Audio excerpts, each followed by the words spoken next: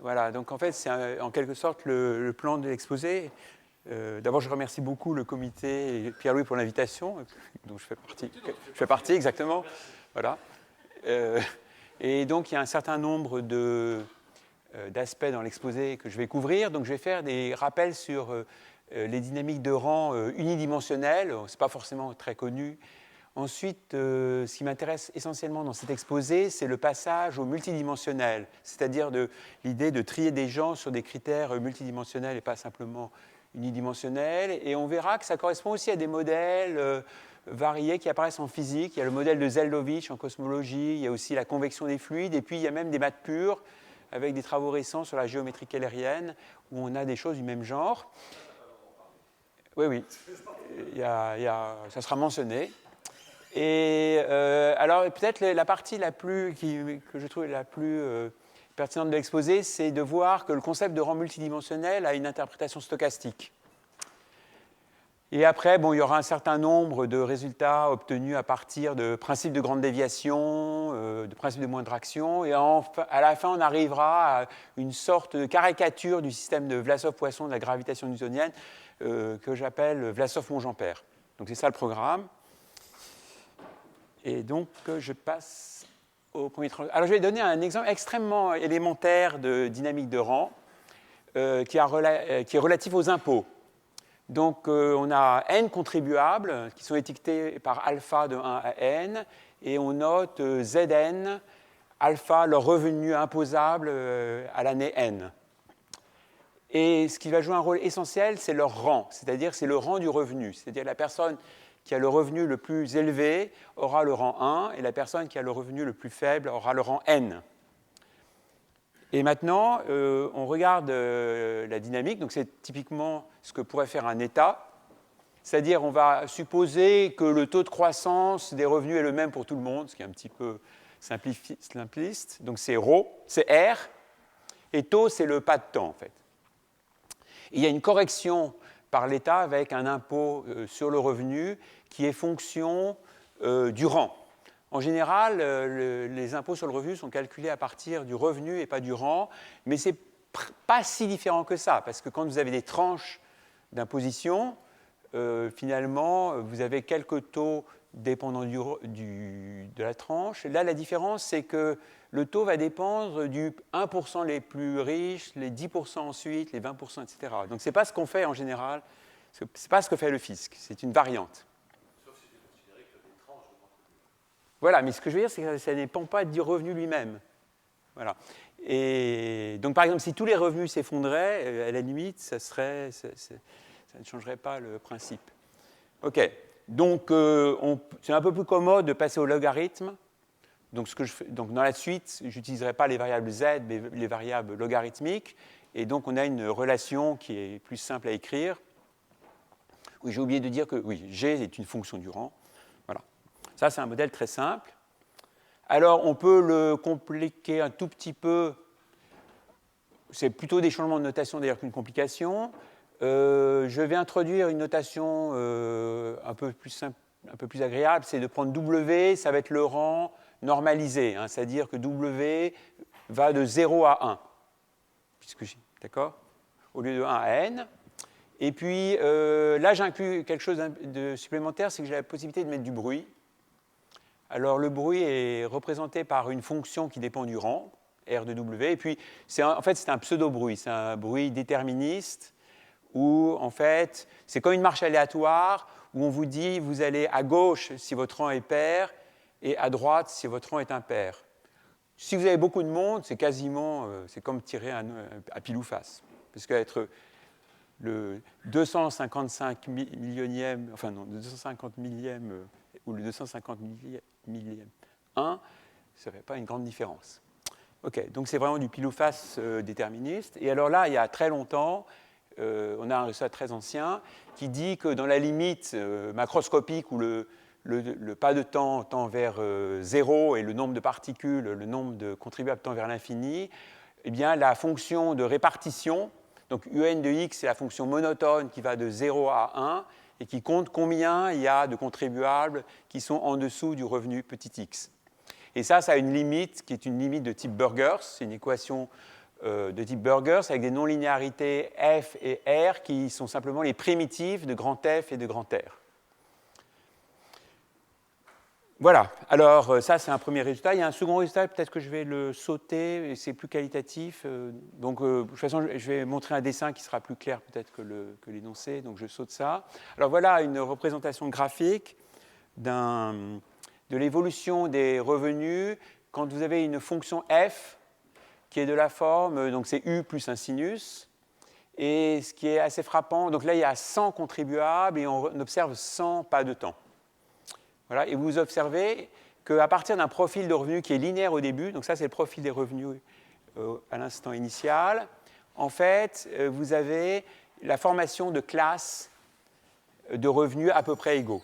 Donc ici on a typiquement la formation de deux classes moyennes où les gens ont tous à peu près le même revenu, une classe moyenne inférieure, une classe moyenne supérieure, et puis vous avez les plus riches et les plus pauvres qui sont à l'extérieur et au milieu une zone de transition entre les deux classes.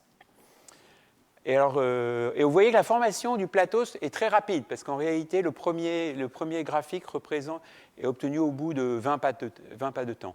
Et c'est très homogène, c'est très uniforme. Il y a peu de fluctuations. Alors, on peut aussi regarder ce qui se passe en termes d'échange de rang. C'est-à-dire, les premiers sont les derniers, etc. Qu'est-ce qui va se passer? Alors ça, sur ce même exemple, on peut dessiner la permutation qui est... En fait, on peut montrer l'existence d'ailleurs de cette permutation. C'est une permutation d'équilibre qui, à l'équilibre, vous dit comment les rangs changent d'une année à l'autre. Et donc, vous voyez qu'évidemment, pour les plus pauvres, les plus riches et la zone intermédiaire, il n'y a pas de changement de rang. Par contre, dans les deux classes moyennes, les gens échangent leur rang.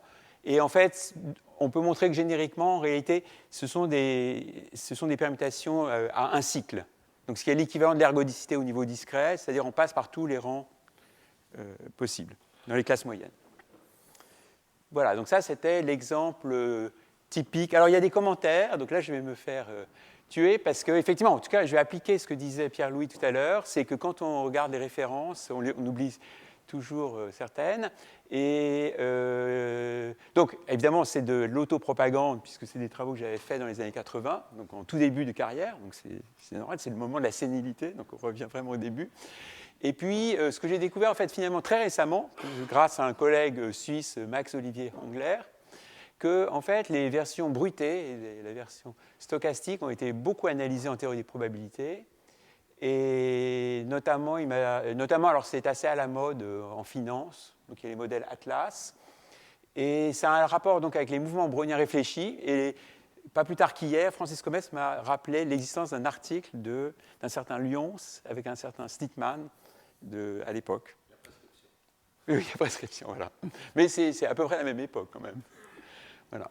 Donc c'est intéressant, et finalement aussi j'ai fait une publicité pour le cours, parce que c'est vrai que ce genre de modèle et ceux qui vont suivre, en fait, peuvent être englobés plus ou moins dans la classe des jeux à champ moyen. Bon, ça, je vous laisse le deviner pourquoi. Voilà. Alors, on peut faire une généralisation multidimensionnelle comme suit. Alors, on se fixe un nuage de points dans RD. Donc, la notation, c'est grand A de alpha, et alpha, c'est un indice qui va de 1 à n. Et c'est des points de RD. Et puis, on regarde l'évolution d'un nuage de points xt, donc il est multidimensionnel, contrairement à ce qu'on avait avant, qui est dans RD à la puissance n, et il vérifie une équation de transport, enfin une équation différentielle bruitée, qui est très très simple, à un terme près. Donc, vous avez f, une fonction qui dépend de la position. Et puis, là, j'ai fait un bruitage extrêmement élémentaire avec un brownien normalisé. Il y a un niveau de bruit eta. Et la variable importante, c'est A sigma opt. Alors, A sigma opt, c'est en fait ce qu'on obtient c'est la liste des A alpha permutées suivant une permutation sigma opt. Et cette permutation sigma opt, elle est choisie de façon à maximiser en fait, le produit scalaire entre le nuage de points xt et le nuage initial modulo une permutation. Donc, si vous avez suivi le premier cours de cette année, en fait, c'est tout à fait le même contexte. Et en réalité, c'est une sorte de transport optimal, si on veut aussi. Donc, on cherche la corrélation maximale. En fait, ça revient à regarder la corrélation maximale entre deux variables aléatoires, ou autrement dit, de considérer que les nuages de points, c'est des éléments de RD à la puissance n quotientés par le groupe des permutations. Voilà. Donc ça, alors, premier exercice, vérifiez que si vous prenez par exemple des A alpha triés dans l'ordre croissant ou décroissant, etc., vous allez retrouver exactement en dimension 1, quand d égale 1, c'est exactement le même type de modèle qu'on avait précédemment. Donc c'est vraiment une généralisation du modèle précédent. Alors bien entendu, c'est une façon de faire un rangement multidimensionnel très arbitraire, parce qu'il y a des tas d'autres possibilités. Une qui est évidente, c'est de faire un rangement lexicographique. Donc vous avez plusieurs critères. Au lieu de taxer simplement votre revenu, on taxe vos propriétés, vos portefeuilles d'actions, ou je ne sais trop quoi, vos yachts. Et à ce moment-là, on peut faire un rang lexicographique en considérant que le plus important, c'est les yachts, et puis après, les nombres de propriétés, etc.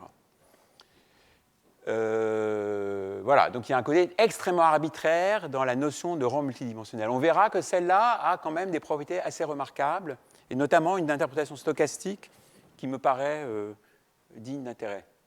Alors là, il y a aussi un travail qui n'est peut-être pas complètement évident, c'est de passer à la description macroscopique ou disons eulérienne du modèle. Donc ça, je pense, c'est un peu aussi tout à fait dans le style de ce qui se fait, par exemple, dans les jeux à champ moyen. Donc en fait, on regarde la mesure empirique portée par les particules, qui, elle, vit dans un petit espace. Elle vit dans l'espace produit du temps et de l'espace physique, donc dans R croix RD. Donc dans un espace vraiment de petite taille, alors qu'on est dans un espace monstrueux au niveau des particules, RD à la puissance n. Et alors là, c'est un calcul relativement standard un peu pour les connaisseurs, de voir que pour la densité ρ, s'il y a une limite macroscopique, en fait, elle va être transportée au sens des EDP par le champ grand F. Le terme de bruit va se transformer en Laplacien pour la densité. Et alors, ce qui est un peu moins évident, c'est de voir que ce qui va remplacer A sigma op, c'est le gradient d'une fonction convexe qui est solution de l'équation de Monge-Ampère. Donc c'est ça qui va jouer le rôle du tri du rangement en dimension supérieure à 1. Et on retrouverait, si vous faisiez le calcul en dimension 1, vous verriez que ça colle avec ce qu'on a fait précédemment. Et bon, ce n'est pas totalement évident. Encore une fois, si vous avez suivi les cours, vous avez vu plus ou moins la démonstration dans le premier cours de ce genre de choses. Alors, en fait, ce modèle, il existe sous plusieurs formes. Alors, sans viscosité, sans bruit, c'est une façon d'écrire le modèle de Zeldovich en cosmologie avec un choix très simple de la fonction f. Donc ça, je reviendrai là-dessus, parce que c'est un peu la motivation. On a des systèmes comme ça dans les fluides géophysiques, notamment le modèle dit semi-géostrophique, dont le grand gourou est Mike Cullen, Met Office britannique. Et puis, alors là, j'ai mis en rouge, j'ai mis surtout en rouge parce qu'il y a du bruit. Donc ce genre de modèle a été utilisé par Robert Berman dans le cadre de la géométrie kehlérienne. Alors des variétés toriques, parce que dans la géométrie kehlérienne, en fait, les gens résolvent des équations de Monge-Ampère complexes. Donc c'est Keller-Einstein, pour résoudre les équations de Keller-Einstein. Mais en fait, il y a des variétés dont je n'ai pas compris la définition, qui permettent de se ramener à des équations de Monge-Ampère réelles, avec un terme d'ordre 0. C'est du genre déterminant de D2 phi égale E puissance phi. Et en fait, si on se souvient que dans la physique des plasmas, on a des modèles d'électrons thermalisés qui conduisent à des équations de type Laplacien phi égale E puissance phi, en fait, c'est une sorte de version Monge-Ampère de ça. Et puis, aussi, dans le même état d'esprit, on pourrait voir ça comme une sorte de, si vous connaissez les modèles de chimiotaxie, c'est ça, chimiotaxie en français, on peut voir ça comme une version complètement linéaire du modèle de Keller-Segal. Keller-Segal serait typiquement la même chose, où il y aurait l'équation de Poisson à la place de Monge-Ampère. Donc Laplacien phi égale ρ au lieu de déterminante de 2 phi égale ρ. Donc ça, par contre, ça n'existe pas dans la littérature. C'est juste une proposition, puisqu'en biologie, on a quand même une certaine souplesse de modélisation par rapport à la physique. Donc ça pourrait peut-être être intéressant. Alors maintenant, Maintenant, je voudrais passer à, en fait... Ce sujet-là, en fait, tu as pris un critère de maximisation qui est lié au couplage optimal et Oui. qui donc te conduit à Monge-Ampère. De manière plus globale, si on changeait le critère, est-ce qu'il y a une équation systématique? Alors, effectivement, alors, ce qu'on peut faire, c'est déjà...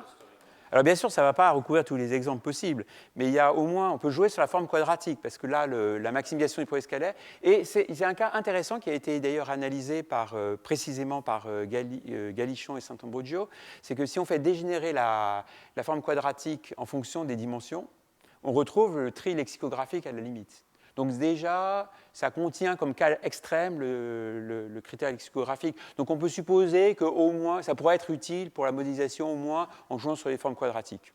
C'est peut-être pas glorieux, mais au moins probable. Ce qui me frappe, c'est qu'on introduit, donc là c'est une maximisation, il y a d'autres variantes où on peut prendre des sommes pondérées, on peut avoir beaucoup de critères différents. Oui. Il y a qui sont invariants en permutation. Oui. Certaines sont très utiles pour faire du clustering, des interprétations de l'algorithme de machine learning comme ça. Donc j'ai l'impression qu'il y a une chose très alors, en tout cas, ce qui paraît clair, c'est que... Tu fais de la classification aussi. Oui. Parce que de toute façon, si on a une forme quadratique, déjà, on va avoir une variante de Monge-Ampère, et on peut imaginer qu'on dépend de plusieurs fonctions de classement. À ce moment-là, ce serait des espèces de systèmes peut-être de Monge-Ampère, en fait. Enfin bon... Parce que naturellement, nous, on a des systèmes, donc c'est pour ça que l'aspect système pour faire la classification. Voilà. Enfin, voilà. Alors oui, donc comme j'ai un esprit très réductionniste, en fait, je vais essayer de vous convaincre que ce choix un peu canonique de maximisation du progrès scalaire euclidien, en fait, a une interprétation stochastique. Et d'ailleurs, dans cette interprétation stochastique, c'est clair qu'on peut compliquer le modèle stochastique de départ et on va obtenir des modèles de rang plus compliqués. Mais je vais prendre le plus simple, donc c'est l'étude d'un nuage brownien. Alors, je ne suis pas probabiliste, donc ce que j'appelle un nuage brownien, c'est simplement n trajectoires browniennes indépendantes avec le même niveau de bruit, et qu'on fait partir du nuage de points A alpha qu'on s'est donné. Donc ça, c'est donné, et on le fixe, et on regarde les trajectoires browniennes. Donc juste pour la notation, y de t alpha, c'est la position dans RD de la trajectoire brownienne d'étiquette alpha à partir de A alpha, et puis il y a le brownien normalisé BT, et le niveau de bruit est caractérisé par epsilon. Voilà. Alors oui, c'est toujours pareil, c'est epsilon ou 2 epsilon. Bon, là, on verra si je suis consistant dans mes notations plus tard. Alors, voilà un... Alors ça prétend pas être forcément un mouvement brownien, parce qu'un mouvement brownien ne ressemblerait pas à ça. Mais supposez que vous avez un nuage de points dans R3, donc ça c'est lié à alpha, et vous le faites évoluer au cours du temps.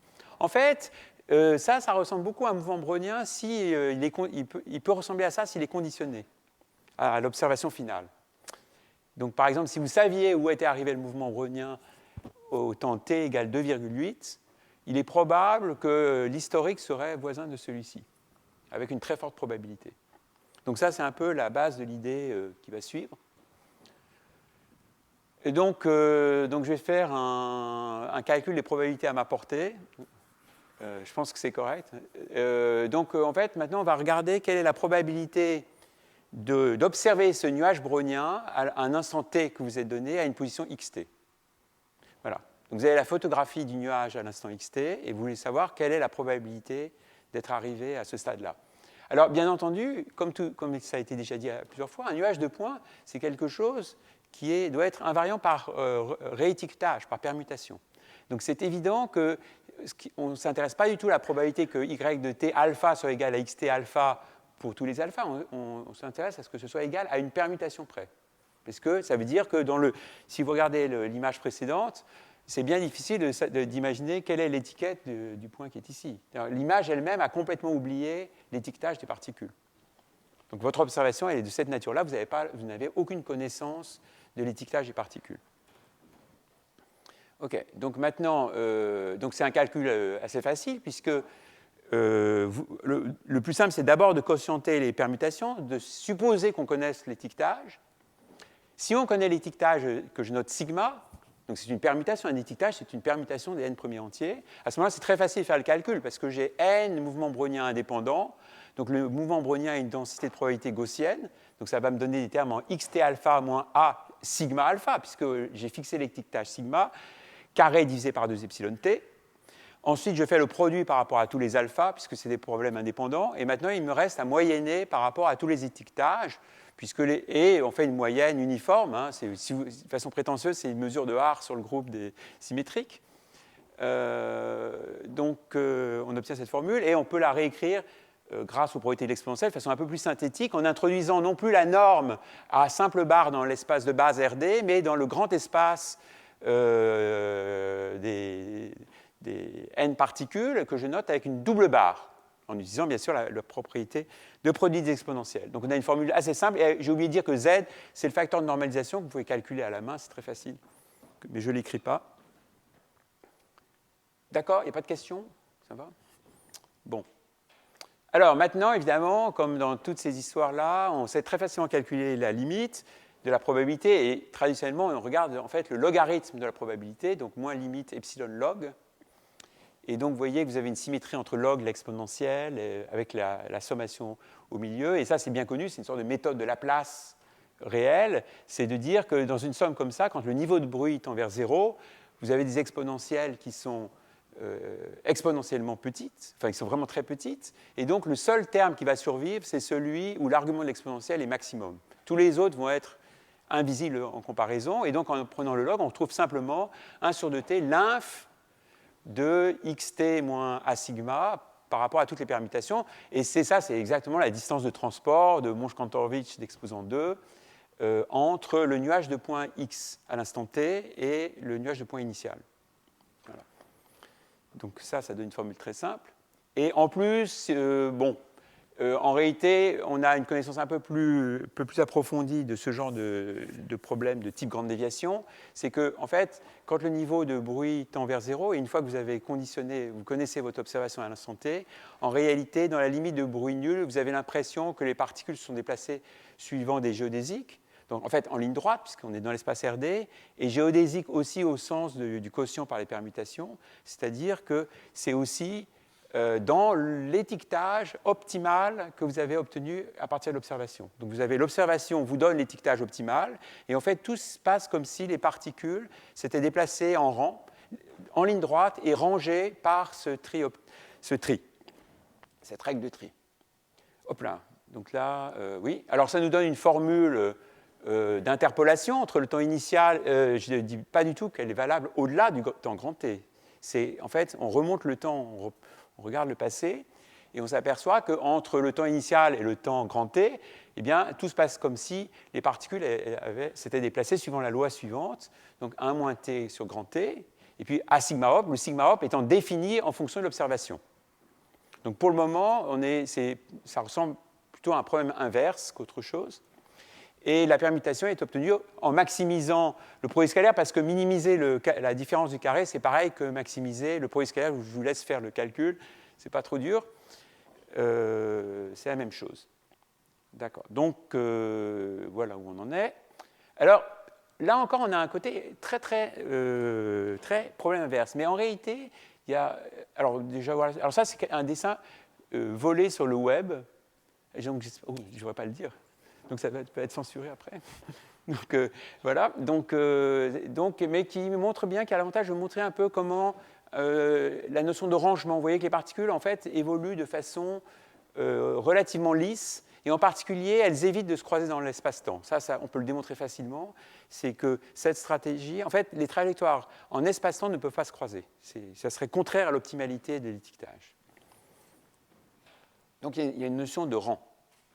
Voilà. Alors, mais maintenant, je voudrais insister sur un fait qui est un peu surprenant, c'est qu'en fait, vous obtenez une véritable loi déterministe, et je dirais quelque chose qui à la limite, d'une certaine façon, qui est markovien, c'est-à-dire qui ne dépend que de l'instant où vous vous trouvez, et pas ni du passé ni du futur. Pourquoi? Parce que si vous regardez la formule, eh bien, comme le mouvement est linéaire en temps, la dérivée dxt sur dt est très facile à calculer. C'est x grand T moins A sigma O divisé par grand T. Mais comme c'est linéaire, c'est aussi x petit t moins A sigma O petit t. Donc déjà, on dépend plus, c'est plus x de grand t qui paraît, c'est x de petit t. Mais encore mieux, c'est-à-dire que la permutation optimale, en fait, c'est la même si vous la calculiez à l'instant x petit t. C'est en fait c'est la même propriété que sur une géodésique minimisante. Sur un point intermédiaire, vous êtes encore sur une géodésique minimisante. C'est la même idée. Donc en fait, le sigma opt, vous pouvez très bien le voir comme une fonction non pas de x grand t, de l'observation, mais de x t.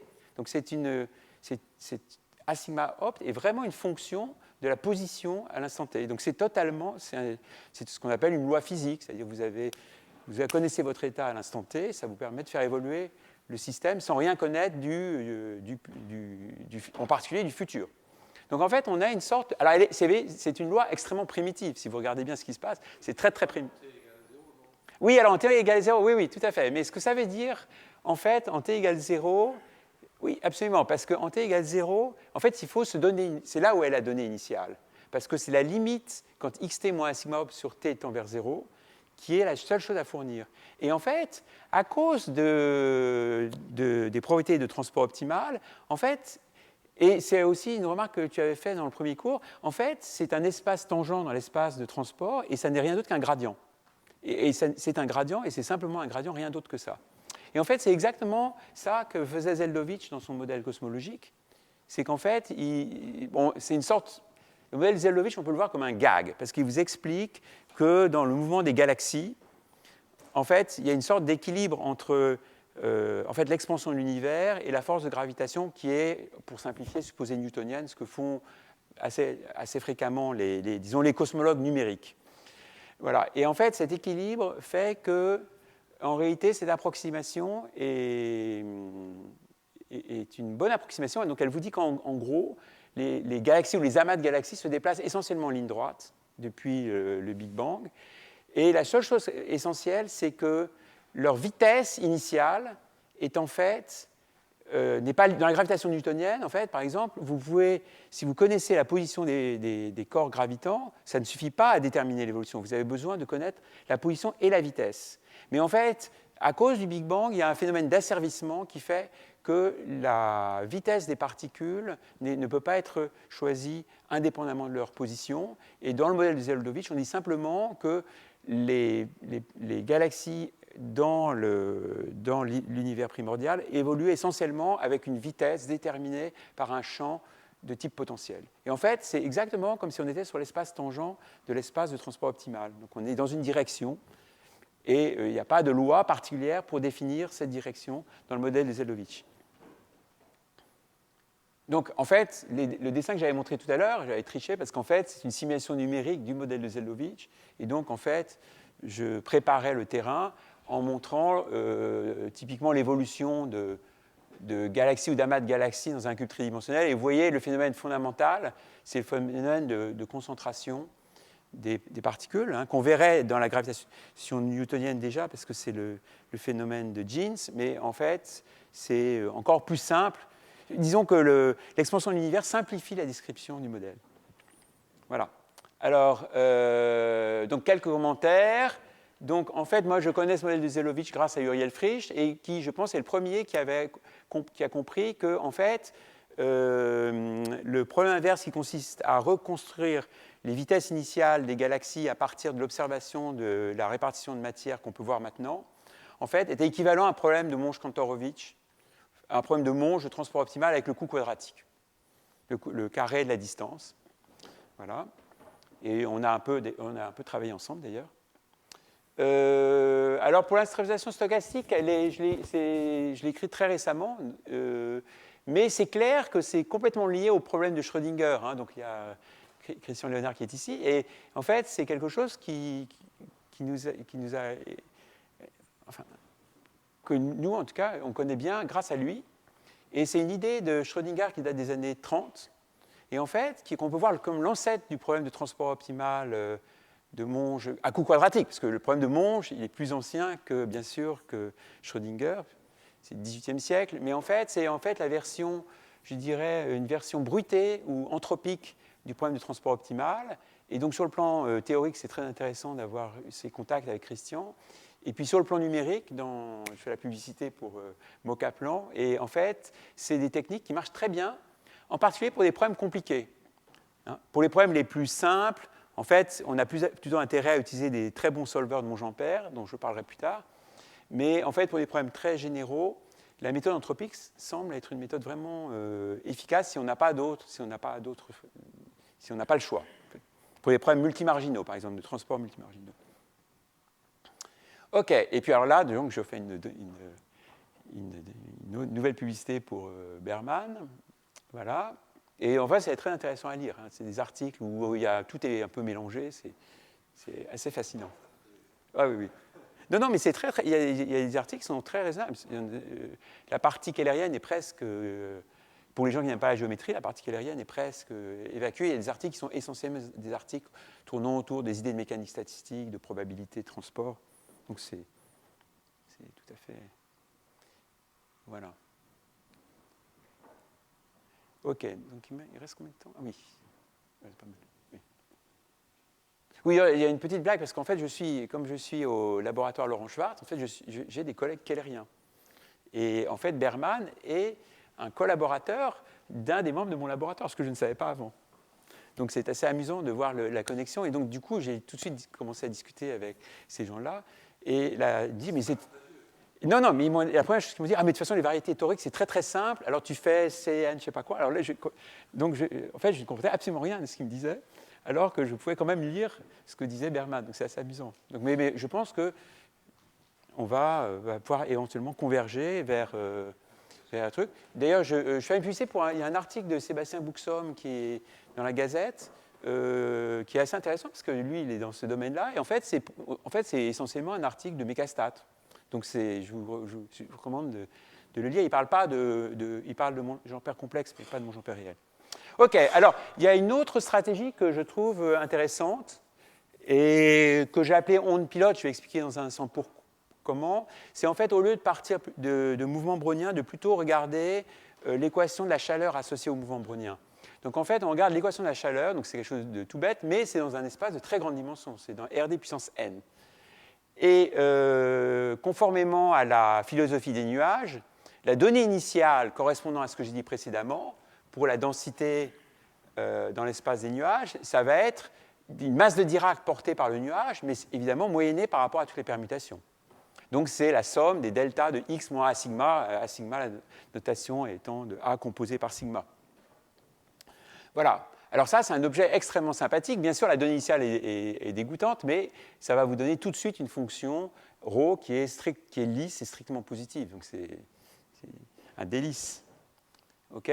Et donc, on peut associer à l'équation de la chaleur, ça c'est un truc bien connu depuis très longtemps, un champ de vitesse. Donc on peut associer à ça des tas de noms. Il y a notamment de Nelson en particulier, mais c'est de voir l'équation de la chaleur comme une équation de transport, donc dt ρ, dt plus divergence de ρ v égale 0. Et v, c'est évidemment, pour retrouver l'équation de la chaleur, ça n'est rien d'autre que moins epsilon sur 2, le gradient du log de ρ. Et comme je vous l'ai dit tout à l'heure, à l'exception de t égale 0, ρ étant une fonction lisse et strictement positive, log de ρ est tout à fait sympathique. À l'exception, bien sûr, de la donnée initiale. Alors, pourquoi onde pilote? Parce que vous savez peut-être que c'est une idée qui est de Louis de Broglie, qui est apparue 1 an ou 2 après l'équation de Schrödinger, et en fait qui a suscité des quantités de controverses. Donc là, on entre dans un terrain glissant avec les physiciens, donc il faut faire un petit peu attention à ce qu'on dit. Mais ce que disait Louis de Broglie, c'est que si on part de l'équation de Schrödinger, alors lui, il le faisait avec des potentiels. Là, je pars de quelque chose de beaucoup plus simple qui est l'équation de Schrödinger libre. C'est qu'en fait, dans l'équation de Schrödinger, vous avez une fonction d'onde qui a valeur complexe, et en fait, on peut lui associer un champ de vitesse qui est simplement le gradient, non pas du log de la fonction d'onde, mais de la partie imaginaire du log. Et il y a des bonnes raisons pour ça, donc je ne vais pas rentrer dans les détails.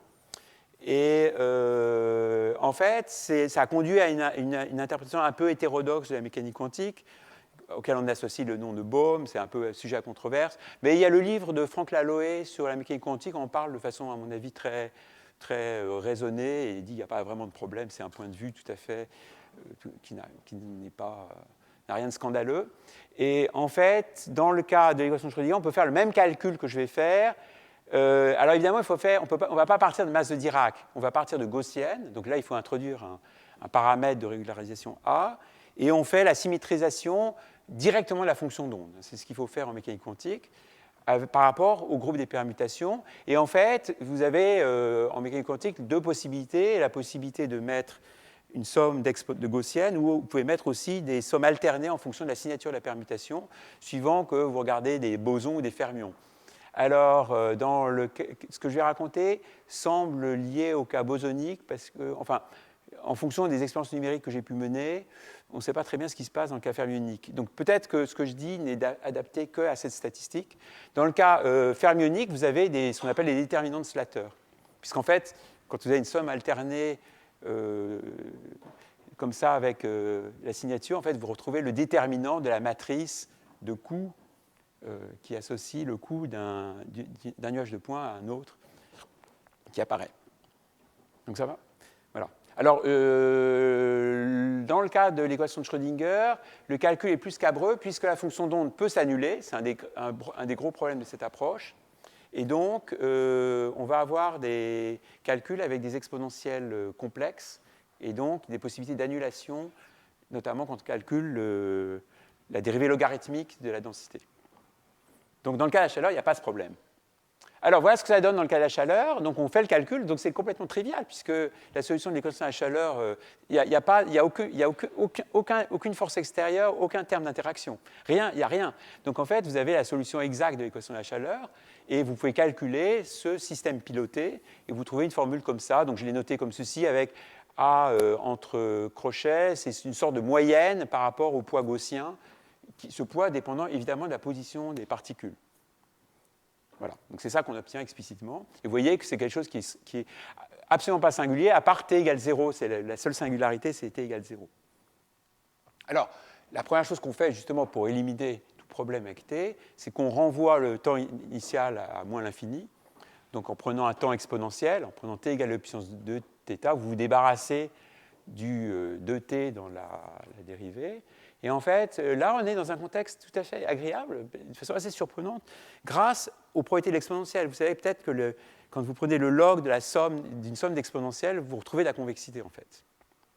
Donc, en fait, tout ça, ce sont essentiellement des flots gradients de fonctions qui sont semi-convexes. Et donc, on peut passer à la limite.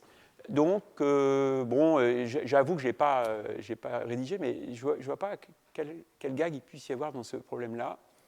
Alors, la limite est quand même un peu spéciale, parce qu'à la limite, on n'a plus un objet régulier.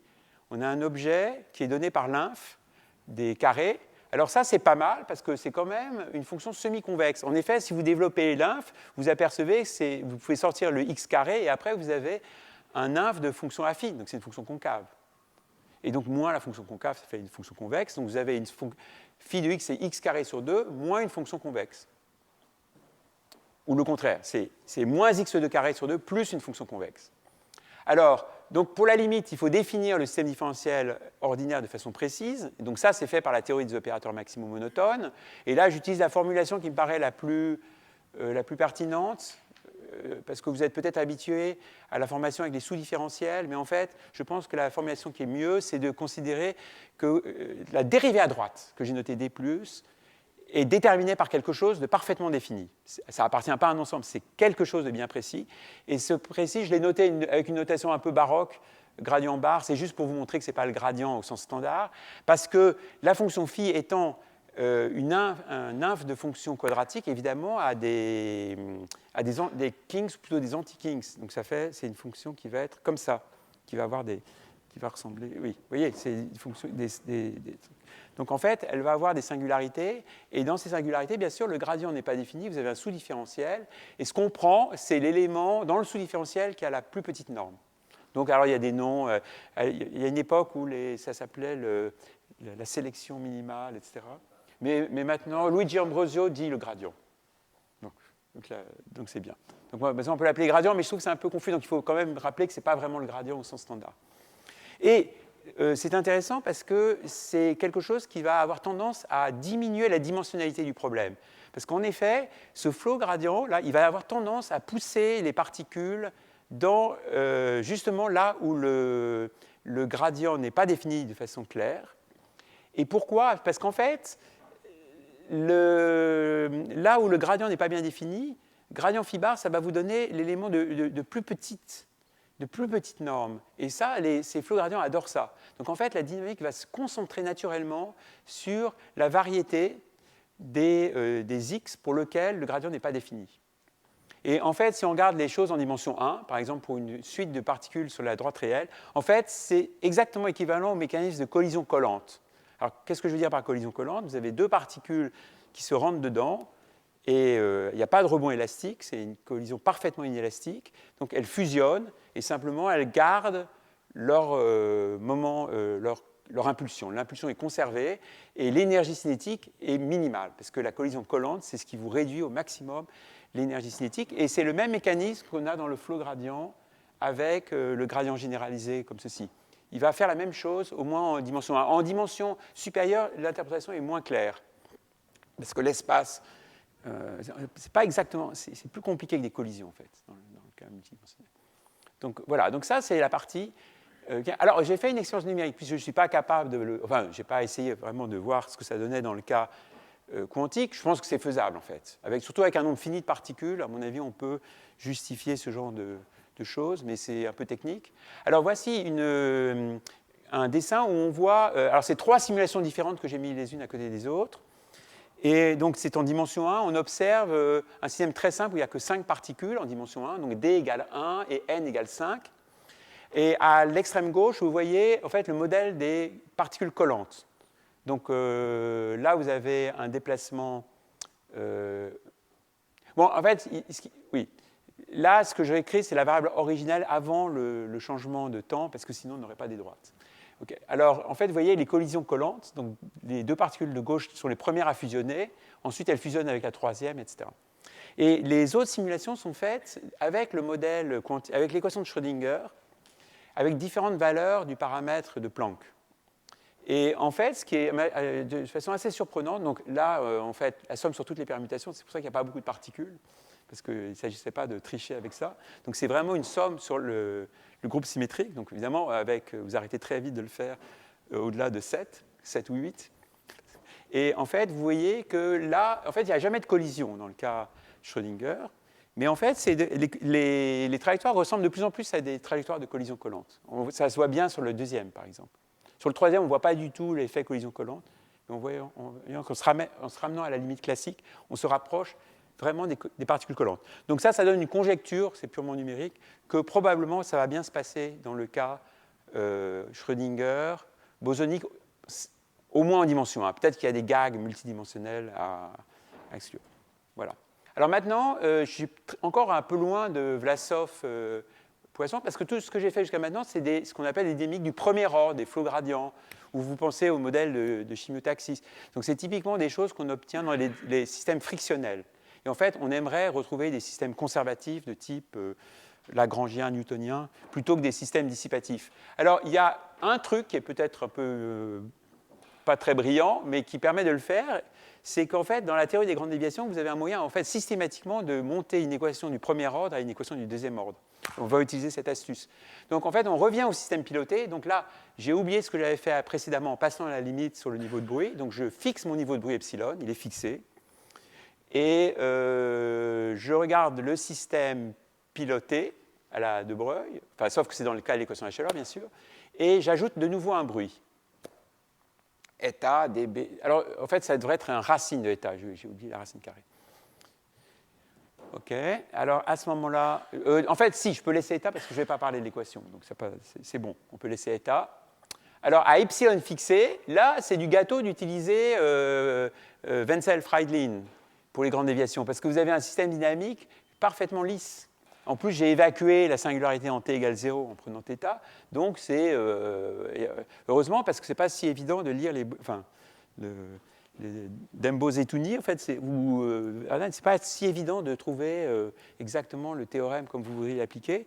Mais là, ça va marcher très facilement. Et après, le problème technique va devenir le problème de passer à la limite sur epsilon. Donc, on obtient... Donc, si vous ne connaissez pas les grandes déviations, c'est un peu embêtant. Mais en fait, vous avez une fonctionnelle d'action qui est liée aux grandes déviations. Et good rate function. Donc ça, vous l'avez calculé. Et après, on peut essayer de passer à la limite sur cette fonctionnelle au sens du calcul des variations. Donc ça s'appelle la gamma convergence. Voilà. Et en fait, ça, c'est possible. Et on peut calculer la gamma convergence. Alors, c'est possible selon l'onction de Luigi Ambrosio, qui m'a fait une petite communication personnelle pour montrer que ça marchait bien, effectivement. Et donc, à la limite, on va trouver une action qui est de la forme suivante. Donc, en fait, dans le cas standard, c'est assez naturel d'avoir ça. C'est-à-dire que vous avez un terme d'énergie cinétique et un terme d'énergie potentielle au carré, de gradient d'énergie potentielle au carré, avec phi de x qui est égal à la fonctionnelle dont on avait parlé déjà plus tôt. Et observez que c'est très important, que ici, la gamma convergence va vous donner le gradient généralisé. Ça, c'est un point tout à fait important, parce que ça veut dire qu'on est en train de mettre dans le principe de mouvement d'interaction qu'on va utiliser, en gros, les collisions collantes, ce qui est intéressant. Alors, au point où on en est, ce n'est pas évident de définir les équations dynamiques. Alors là, je me suis perdu. Trouver les équations dynamiques à ce principe d'action n'est pas évident, parce que vous avez quelque chose qui est assez dégueulasse quand même. Par contre, on peut regarder formellement ce que ça donne en ignorant la difficulté du gradient. Donc voir quelles sont les équations formelles qu'on obtient à partir du principe de mouvement d'interaction. Et alors là, on a une très bonne surprise, parce qu'on va trouver un système dynamique particulièrement simple. On va simplement trouver la version du deuxième ordre du système dynamique qu'on avait. Alors ça, ce n'est pas normal, parce que dans le principe de mouvement d'interaction, quand vous faites donc, le principe de mouvement d'interaction, ça consiste à regarder les points critiques de cette fonctionnelle, et vous voyez apparaître moins d2x sur dθ2 égale à moins le gradient, ou plus le gradient, il faut vérifier le signe, le gradient de 1,5 de la norme du gradient au carré, qui est un truc assez compliqué. C'est un truc du style Hessienne de phi appliqué à gradient de phi, et puis il y a une dérivée en temps. Mais ici, on a un petit miracle, parce que notre fonction, notre potentiel de notre système dynamique, c'est en fait moins 1,5 une distance au carré. Et pour toutes les fonctionnelles qui sont de la forme moins 1,5 la distance au carré, vous avez cette équation d'Hamilton-Jacobi qui apparaît. C'est qu'en fait, le potentiel est essentiellement égal à son propre gradient au carré. Donc, ce qui fait que dans la fonctionnelle d'action, c'est comme si vous aviez à la place du gradient phi au carré, phi lui-même. Donc, c'est très facile de voir que l'équation d'optimalité est donnée par la même équation qu'on avait au départ, simplement elle est du deuxième ordre au lieu du premier ordre.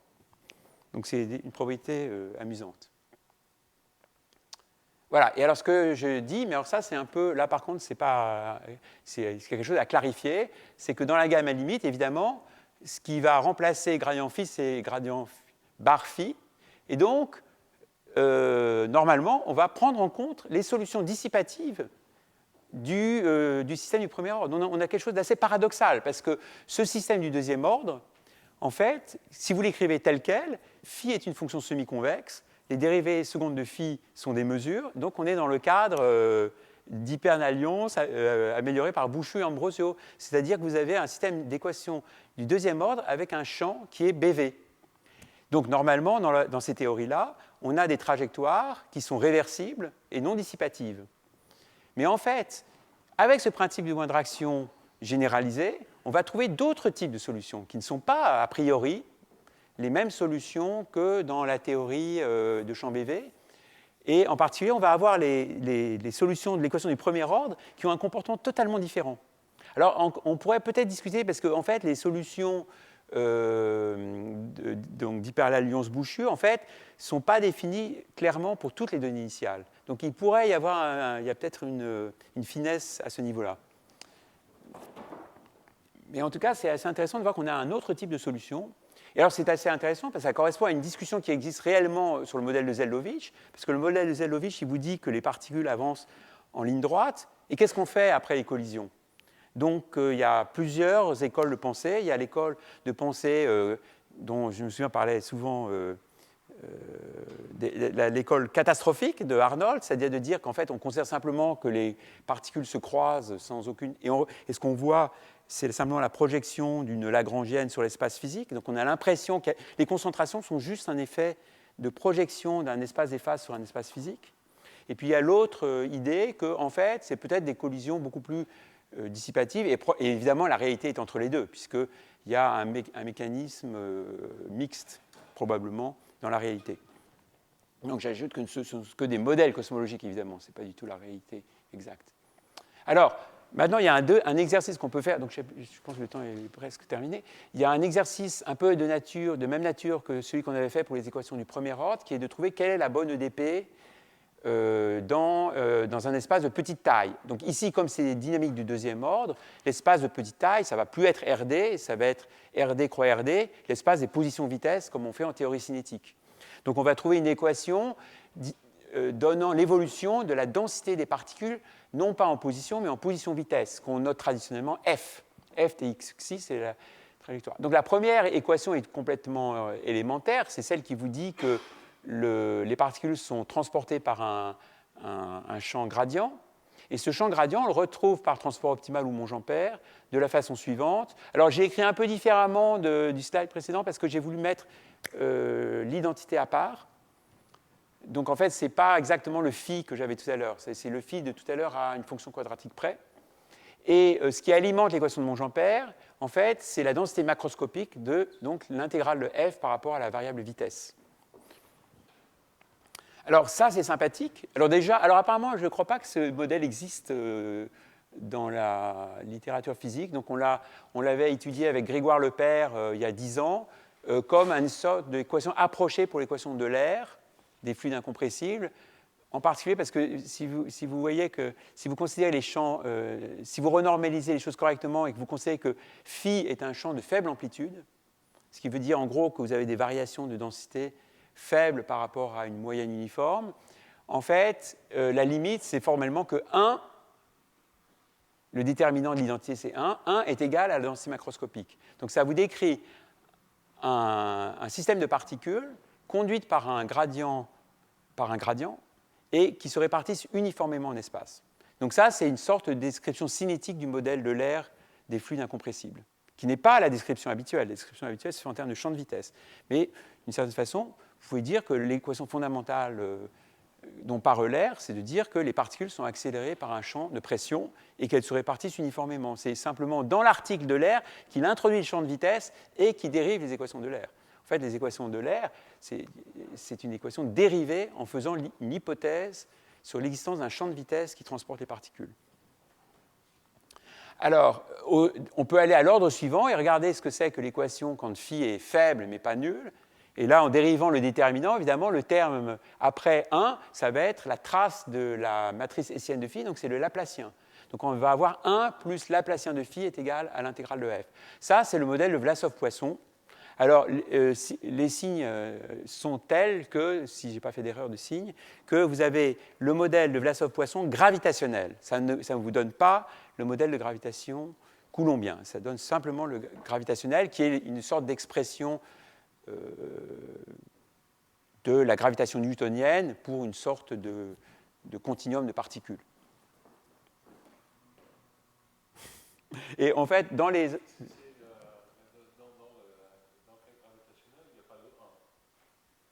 Ah si, alors voilà, alors ça, je me souviens, il y a souvent une controverse là-dessus. En fait, si, il y a le 1, parce qu'en fait, les cosmologues, ils travaillent... Alors, en première approximation, ils disent toujours que l'espace, évidemment, est plat. Hein. Donc, en fait, la métrique, c'est essentiellement... c'est le coefficient tentant de la métrique qui change, mais pas le reste.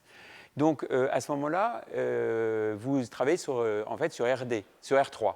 Donc, en fait, quand vous travaillez sur R3 avec le Laplacien, en fait, c'est parfaitement raisonnable. Si vous êtes en géométrie... Alors, les calculs se font souvent sur des boîtes périodiques, ce qui n'a aucun sens, mais bon, c'est une sorte d'approximation. Mais si vous faisiez du quasi-périodique ou toute autre hypothèse d'homogénéité spatiale, à grande échelle, il faut retrancher la densité moyenne. Donc ça, c'est effectivement une question.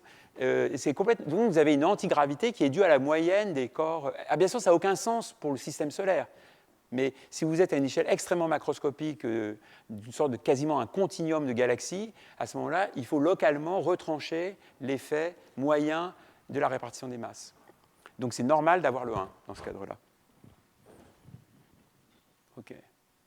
Et donc je disais, alors avec Grégoire, enfin, on a un ou deux papiers où en fait on justifie le fait que Vlasov-Poisson est asymptote à ce système-là.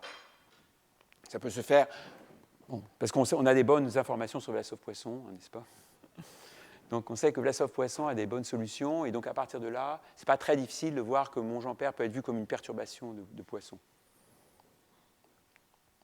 Alors en fait, d'une façon un peu prétentieuse, donc finalement, alors j'ai dit 3 étapes, en réalité pour arriver vraiment à Newton, il faudrait peut-être 5. Mais en fait, finalement, le modèle de gravitation newtonienne, d'une certaine façon, on l'a formellement dérivé d'un nuage de points brownien, donc en fait de rien.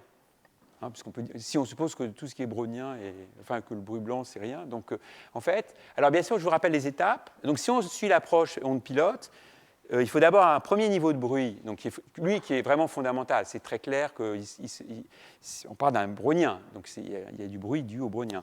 Après, il y a une étape de bruit qui est beaucoup plus discutable, c'est de travailler sur les ondes pilotes et de les bruiter. Ça, c'est plus compliqué de comprendre comment ça se justifie. Et puis après, il y a des étapes qui sont antérieures, de passer de Vlasov-Monge-Ampère à Vlasov-Poisson. Donc c'est un peu l'analyse asymptotique.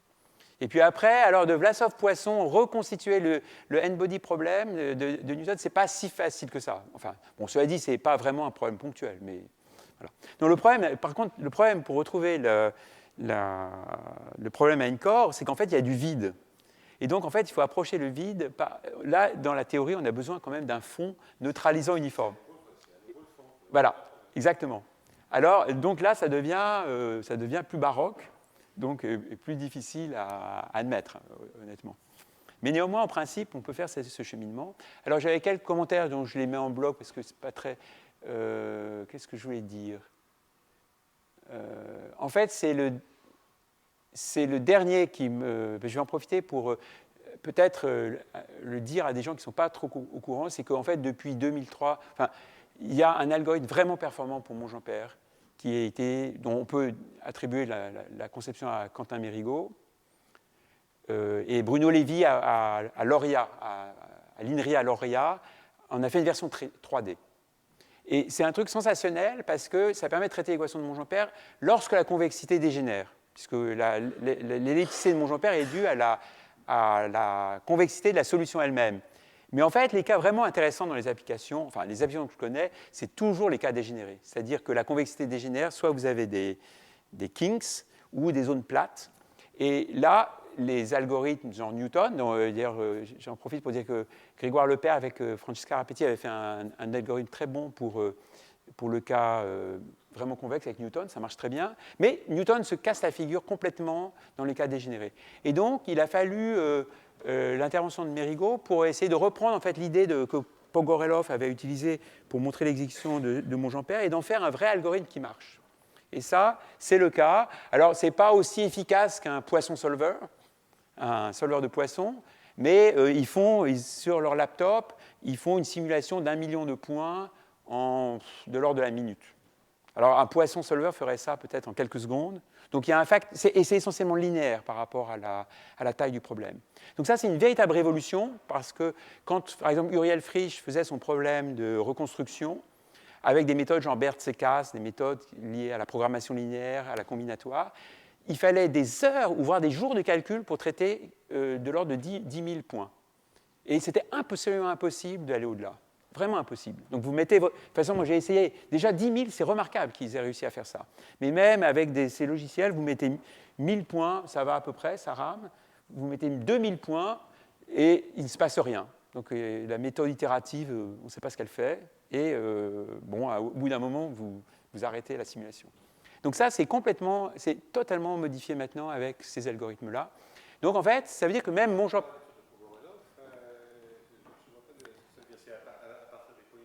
Voilà, c'est ça. Oui, alors c'est ça, peut-être que Pogorelov était... Oui. Oui, d'accord, voilà. Alors oui, ce qui marche très très bien, c'est donc le problème de transport optimal. Ça revient à faire le problème de transport optimal où on a une densité uniforme, genre Lebesgue ou quelque chose de sympa, et la densité cible, c'était un nuage de points. Donc c'est ça que Mérigot, Lévy savent faire maintenant de façon vraiment efficace. Alors ce n'est pas encore totalement optimisé, mais ils ont bon espoir qu'ils ne seront plus très loin peut-être pas de Poisson, mais en tout cas avec un facteur d'échelle fixe. Ce qui veut dire que Monge-Ampère peut être considéré comme un outil à la simulation dans le futur, parce que Monge-Ampère a le gros avantage par rapport à Poisson de ne pas créer, parce que la fonction de Green de l'équation de Poisson est très mauvaise, elle est très singulière, et donc on peut imaginer qu'il y a des problèmes de petites échelles, de petites structures créées par des modèles de type Euler 2D où il y a un couplage avec Poisson, et qui sont simplifiés grâce à Monge-Ampère, parce que Monge-Ampère fait un peu comme l'équation, c'est un peu la même situation que l'équation de Burgers visqueuse par rapport à l'équation de KdV. C'est-à-dire que dans un cas, vous avez des tas d'échelles très très fines, très difficiles à calculer, KdV, et dans l'autre, vous avez des espèces de grosses singularités brutales, comme Burgers visqueuse, qui en fait absorbent, qui sont avec un effet régularisant d'ailleurs, qui est connu, qui absorbent les petites structures et elles sont avalées par les chocs. Donc je pense que l'équation de Monge-Ampère a aussi une propriété de ce genre-là, c'est-à-dire en fait de simplifier, ce n'est pas forcément très précis, mais c'est une sorte d'outil à modélisation où vous simplifiez des tas de petites structures en les remplaçant par des grosses singularités de type kink ou plateau qui peuvent être intéressantes à utiliser pour des applications. Donc je m'arrête là. Je sais pas si donc j'ai des autoréférences, bien sûr, donc si vous êtes intéressé. Voilà.